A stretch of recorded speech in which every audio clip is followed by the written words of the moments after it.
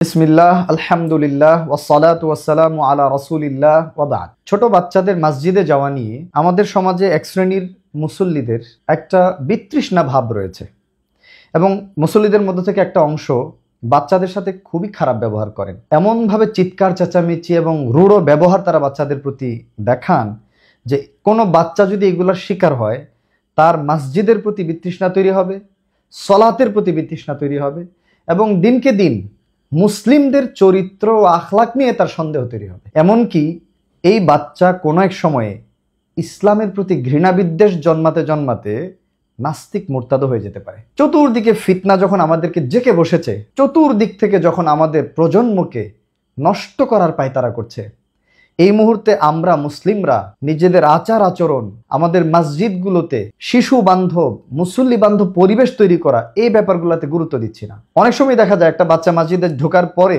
ছোট থেকে ছোট কোনো ঘটনা ঘটুক বা না ঘটুক, তারা বাচ্চাদের উপরে একেবারে চড়াও হয়ে বসে। এই বিষয়গুলোতে আমাদেরকে সতর্ক সাবধান হওয়া দরকার। দেখেন, বাচ্চাদেরকে সলাত ফরজ হওয়ারও বহু আগে, ধরে নিলাম 14 বছর বয়সে সে বালেগ হবে, প্রাপ্তবয়স্ক হবে, 7 বছর বয়সে সালাত আদায়ের নির্দেশ রাসূল সাল্লাল্লাহু আলাইহি ওয়াসাল্লাম তাকে দিয়েছেন। আল্লাহ রাসূল সাল্লাল্লাহু আলাইহি ওয়াসাল্লাম অভিভাবকদের উদ্দেশ্যে নির্দেশ করছেন, মুরু আওলাদাকুম বিস-সালাহ ওয়া হুম আবনাউ 7 সিনিন। তোমাদের সন্তানদেরকে 7 বছর বয়সেই সালাতের নির্দেশ দিয়ে দাও। ওয়াদরিবুহুম আলাইহা ওয়া হুম আবনাউ 10 সিনিন। 10 বছর বয়স হলে তাদেরকে সালাত না আদায়ে প্রহার করো, মৃদু প্রহার করো প্রয়োজনে। তাহলে বাচ্চাদেরকে সলাতের নির্দেশ দিতে হবে, ছোটবেলা থেকে তাদেরকে মসজিদ নিয়ে যাওয়ার ব্যাপারে অভ্যস্ত করতে হবে। শাইখ আল উসাইমিন রাহিমাহুল্লাহকে জিজ্ঞেস করা হয়েছিল যে অনেক সময় ছোট বাচ্চা যাদের সিন্নুত তামিজ বা ভালো মন্দ পার্থক্য করার বয়সও হয় নাই, এরকম বাচ্চাকে মসজিদে নিয়ে যাওয়া যাবে কিনা। ফাতোয়া আপনারা জানেন যে বাচ্চা যদি অন্য মুসল্লিদেরকে বিরক্ত না করে, ডিস্টার্ব না করে, তাকে যদি বোঝানো যায়, নিয়ন্ত্রণ করা যায়, তাহলে ওই বাচ্চাকে মসজিদে নিয়ে যেতে কোনো অসুবিধা নাই। বয়স এখানে ম্যাটার করে না। এবং আলহামদুলিল্লাহ আমি দেখেছি 4 বছর বয়সে বাচ্চাকে মসজিদে নিয়ে নিয়ন্ত্রণে রাখা যায়। খুবই সম্ভব, যদি বাবার সাথে থাকেন, যদি বড়রা তাদেরকে সহযোগিতা করে, তাদেরকে স্পেস দেয়, বুঝায়, কোনো অসুবিধা হয় না। কিন্তু দুঃখজনক, আমরা বাচ্চাদেরকে খুবই রূঢ় ব্যবহারের মাধ্যমে বিষিয়ে তুলছি তাদের কাছে সলাত এবং মসজিদে যাওয়ার পরিবেশটাকে। অথচ আপনি জানেন না যে একটা বাচ্চা মসজিদে যাওয়ার জন্য কি পরিমাণ আগ্রহী, বাবার সাথে ভাইয়ের সাথে মসজিদে যাবে। এই বাচ্চার জন্য এটা একটা কত বড় আনন্দের ব্যাপার এবং এটা তার ভবিষ্যৎ জীবনে কত বড় পরিবর্তন আনবে তার জীবনে, আপনি কল্পনা করতে পারবেন। দেখেন, সলাতের সময় বাচ্চারা কাছে আসবে, মসজিদে যাবে, এগুলো স্বাভাবিক ব্যাপার। রাসূলুল্লাহ সাল্লাল্লাহু আলাইহি ওয়াসাল্লামের ব্যাপারে বর্ণনা পাওয়া যায়। আবু কাতাদা আল আনসারী রাদিয়াল্লাহু আনহুর বর্ণনা। তিনি বলছেন যে রাসূল সাল্লাল্লাহু আলাইহি ওয়াসাল্লাম সালাত আদায় করছেন, এমন অবস্থায় ওয়া হুয়া হামিলুন উমামাতা বিনতা যায়নাব বিনতি রাসূলিল্লাহি সাল্লাল্লাহু আলাইহি ওয়াসাল্লাম। তখন রাসূল সাল্লাল্লাহু আলাইহি ওয়াসাল্লামের কুলে সালাতরত অবস্থায় তার মেয়ে যায়নাবের কন্যা উমামা ছিলেন। ফাইদা সাজাদা ওয়াদাআহা ওয়া ইযা কামা হামালাহা। রাসূল সাল্লাল্লাহু আলাইহি ওয়াসাল্লাম যখন সাজদা দিতেন তখন তাকে রাখতেন, আবার যখন দাঁড়াতেন তখন তাকে কুলে নিয়ে দাঁড়ায় যেতেন। এভাবে তিনি সালাত আদায় করেছেন। তো বাচ্চাদেরকে কি পরিমাণ স্পেস দেওয়া হয়েছে মসজিদে সালাতের জায়গায়, চিন্তা করেন একবার। রাসূল সাল্লাল্লাহু আলাইহি ওয়াসাল্লাম কিরাত লম্বা করতে চাইতেন, কিন্তু তিনি ছোট করে দিতেন যখন বাচ্চাদের কান্নার আওয়াজ শুনতে পেতেন। তার মানে মায়েরা বাচ্চাদেরকে মসজিদে নিয়ে যেতেন যখন বাচ্চারা কান্না করত। বাচ্চাদের সালাতের খোঁজ খবর নেওয়ার ব্যাপারে রাসূল সাল্লাল্লাহু আলাইহি ওয়াসাল্লামের কাছ থেকে উৎসাহ পাওয়া যায়। আব্দুল্লাহ ইবনে আব্বাস রাদিয়াল্লাহু তাআলা আনহু তিনি বলছেন, বিতু ইনদা খালাতি মাইমুনাতা। রাসূলুল্লাহ সাল্লাল্লাহু আলাইহি ওয়াসাল্লামের স্ত্রী উম্মুল মুমিনিন মাইমুনা রাদিয়াল্লাহু তাআলা আনহার বাসায়, আমার খালা মাইমুনার বাসায় আমি একদিন রাত্রি যাপন করলাম। আব্দুল্লাহ ইবনে আব্বাস বলছেন, ফাজা আন-নবী সাল্লাল্লাহু আলাইহি ওয়াসাল্লাম ওয়াকাত। আল্লাহ নবী সাল্লাল্লাহু আলাইহি ওয়াসাল্লাম বাসায় আসলেন। বাসায় এসে জিজ্ঞেস করলেন বাসার লোকজনকে, আসাল্লাল গুলাম, বাচ্চাটা কি সালাত আদায় করেছে? কালু নাআম। বাসার লোকজন উত্তর দিয়েছে, হ্যাঁ, সে সালাত আদায় করেছে। তার মানে বাসায় বাচ্চাদের সালাত আদায়ের খোঁজ খবর নিতেন তিনি। সুবহানাল্লাহ। মসজিদে যদি বাচ্চারা কোনো উচ্ছৃঙ্খল আচরণ করে, সেটা সংশোধনের নিশ্চয়ই কোনো উপায় আছে। সেটা কি?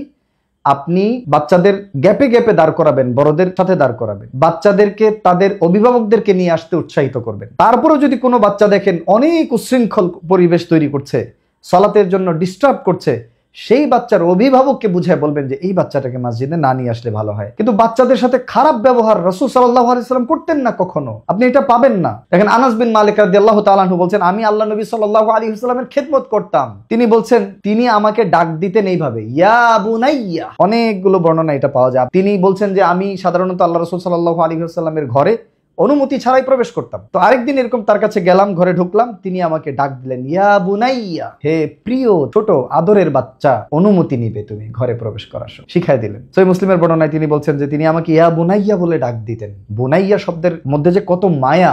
ইব্রাহিম আলাইহিস সালাম ইসমাঈল আলাইহিস সালামকে বলেছিলেন, কোরআন খোলেন, বলছিলেন যে হে প্রিয় বাচ্চা, প্রিয় সন্তান, আমি স্বপ্নে দেখেছি এই গল্প আপনারা জানেন, ইন্নী আরা ফিল মানামি আন্নী আযবাহুকা ফানজুর মাযা তারা, আমি জবাই করছি, স্বপ্নে দেখেছি তোমার, কি করব বলো। তো এই যে সন্তানকে বা ছোটদেরকে আদর করে ডাকা, এটা খুব জরুরি। রূঢ় ব্যবহার কখনো করবেন না। আজকে আমার মসজিদে যেখানে আমি সালাত আদায় করি, বাচ্চাকে নিয়ে গিয়েছি, খুবই তিক্ত একটা অভিজ্ঞতা আমার আজকে হয়েছে। আমরা বাসা থেকে ওযু করে যাই, বাচ্চা যখন জুতা রেখে মসজিদে প্রবেশ করবে, বারান্দায় আছে, একজন বয়স্ক মানুষ দূর থেকে তার দিকে তেড়ে এসেছে, হাত দিয়ে এমন করছে, আমি গ্লাসের বাইরে ভিতর থেকে দেখছি, আমি মসজিদে ঢুকে গিয়েছি, সে এমন করছে যে যা ওইদিকে যা, ওযু করে আয়। মানে উনি কি শিখাচ্ছেন? কি ধরনের আচরণ হতে পারে এটা আমি জানি না। আচ্ছা ধরে নিলাম উনি বাচ্চাদের ওযু নিয়ে খুব চিন্তিত। কেন উনার এত চিন্তিত হতে হবে? এই বাচ্চা তো সালাত ফরজ হয় না, 9 বছর বয়স বাচ্চা। তারপরেও যদি উনি শিখাতে চাইতেন, উনি আদর করে বলতেন, বাবা তোমার কি ওযু আছে? একা এসেছো নাকি বাবার সাথে এসেছো? সুন্দর করে বলতে পারতেন। তিনি সেটা করেন নাই।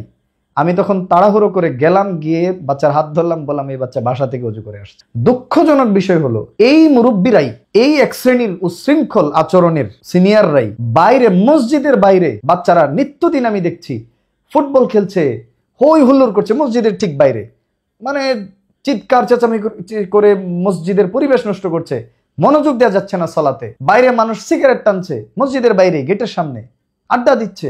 একবার বের হয়ে বলেন, আপনি কি সালাত আদায় করেছেন? তুমি তো মুসলমান, আমি এলাকার মুরব্বী, তোমাকে আমি আদেশ করছি মসজিদে চলো, বলেন নাই। এই আজকের ঘটনায় আবার বলি, এই মসজিদে বাচ্চার সাথে আমার এটা ঘটলো। বাচ্চাকে নিয়ে বাসায় ফেরার পথে দুইটা বাচ্চা ঢিল ছুটছে একজন আরেকজনের দিকে, ইটের খোয়া দিয়ে একজন আরেকজনকে আঘাত করার চেষ্টা করছে। এক ঢিল এসে আমার কাছে পড়ছে, আমি দাঁড়িয়ে ওই বাচ্চাকে হালকা করে ধমক দেওয়ার চেষ্টা করলাম যে কি করছো এটা, আর বললাম যে এতগুলো মানুষ কেউ কিছু বলছে না। তখন দেখলাম একজন বলতেছে, এই এগুলা করিস না। আশেপাশে কিন্তু এই এলাকার এই বাচ্চাগুলাকে চিনে এমন অনেক মুরব্বীরা আছে। এইখানে এই বাচ্চাটাকে থামাচ্ছেন না, বাচ্চা নষ্ট হয়ে যাচ্ছে, বাচ্চা ইয়াবার নেশায় পড়ে যাচ্ছে, স্ক্রিন অ্যাডিকশন হয়ে যাচ্ছে, দিন রাত গেমস খেলতেছে, মসজিদের সামনে চিৎকার করতেছে, মিছিল করতেছে, এই ফুটবল খেলতেছে, মসজিদে যাচ্ছে না, আজান হয়ে গেছে, কিছুই বলছেন না। আর মসজিদের যে বাচ্চাটা গিয়েছে তাকে আপনি ধমকায় মসজিদ থেকে বের করে দিচ্ছেন। প্রিয় ভাই আমার, এটা কোনোভাবেই গ্রহণযোগ্য আচরণ নয়। বাচ্চাদেরকে সালাতে অভ্যস্ত করাতে হবে, বাচ্চাদেরকে মসজিদে নিয়ে যেতে হবে। মসজিদে যাওয়ার পরে এই বাচ্চার সাথে এমন আচরণ করতে হবে যেন সে আরেকবার আসার জন্য আগ্রহ প্রকাশ করে। ইমাম সাহেবদের জন্য অনুরোধ, আপনারা মসজিদে চকলেট রেখে দেন। কমিটির ভাইয়েরা মসজিদে কিছু চকলেট কিনে রেখে দেন। যখনই কোনো বাচ্চাকে দেখবেন চকলেট দেন। পাশে একটা বাচ্চা সালাত আদায় করেছে, সালাম ফিরানোর পরে তার মাথায় একটু হাত বোলাই দেন, যে বাবা মাশাআল্লাহ তুমি তো সুন্দর করে সালাত আদায় করো, তোমার সাজদাটা অনেক সুন্দর হয়েছে, বাবা রুকু করার সময় একটু ভালো করে ঝুঁকে যেও। ভালো কথা বলেন, দেখবেন যে তারপরে সে আপনার কথা শুনবে এবং সে আরো ভদ্র হবে, সুন্দর হবে। উৎসাহিত করেন, মেহরবানি করে বাচ্চাদের সাথে খারাপ আচরণ করবেন না। আনাস বিন মালিক রাদিয়াল্লাহু আনহু বলছেন, মা রাআইতু আহাদান কানা আরহামা বিল ইয়ালি মিন রাসূলিল্লাহি সাল্লাল্লাহু আলাইহি ওয়াসাল্লাম। সহিহ মুসলিমের হাদিস। আমি আল্লাহর নবী সাল্লাল্লাহু আলাইহি ওয়াসাল্লামের তুলনায় আর কোন মানুষকে দেখি নাই যে তার অধীনস্থদের সাথে এত দয়ার্দ্র, নম্র, ভদ্র আচরণ করতে পারে। অন্য বর্ণনায় তিনি বলছেন সহিহ হাদিসে যে কানা আরহামান নাসি বিল ইয়ালি ওয়াস সিবিয়ান, তিনি বাচ্চাদের সাথে এবং অধীনস্থদের সাথে মানুষের মধ্যে সবথেকে বেশি সদয় ও সৌহার্দ্যপূর্ণ আচরণ করতেন, দয়া দেখাতেন। আপনিও বাচ্চাটাকে বুঝান, সুন্দরভাবে বলেন, মসজিদে বাচ্চাদের জন্য সুন্দর পরিবেশ তৈরি করেন, গ্যাপে গ্যাপে দাঁড় করায় তাকে সালাতের তারবিয়া দেন।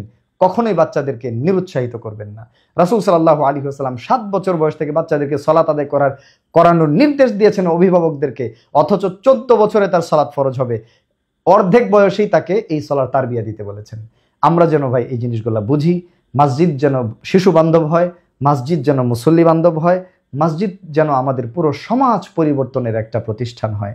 আল্লাহ তাআলা আমাদেরকে তৌফিক দান করেন।